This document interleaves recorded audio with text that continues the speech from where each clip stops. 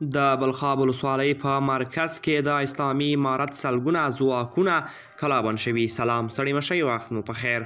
له 2 ورځو راهیسې سلګونه طالب جنګیالي د هزاره توکم قماندان مولوي مهدي له ځواکونو سره د سرپل ولایت په بلخاب ولسوالۍ کې جنګیږي.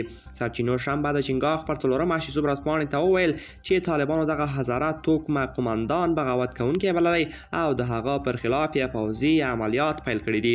طالبانو نن اعلان وکړ چې د سرپل په بلخاب ولسوالۍ کې سیمې نیولې او چاڼیز عملیات یې پای ته رسیدلي دي.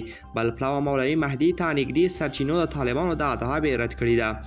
د دغه سرچینو په وینا د دوی ځواکونو په تاکتیکي شاتګ سره د بلخاب ولسوالۍ په بازار کې سلګونه طالب جنګیالي کلابند کړي دي. د سرچینو په خبره تر اوسه سلګونه طالبان شهیدان او ټپیان شوي دي. دوستان، دا زموږ د نن ورځې چمتو کړی خبر د نورو تازه او مهم خبرونو لپاره در سره AFG+ چینل سبسکرایب کړئ.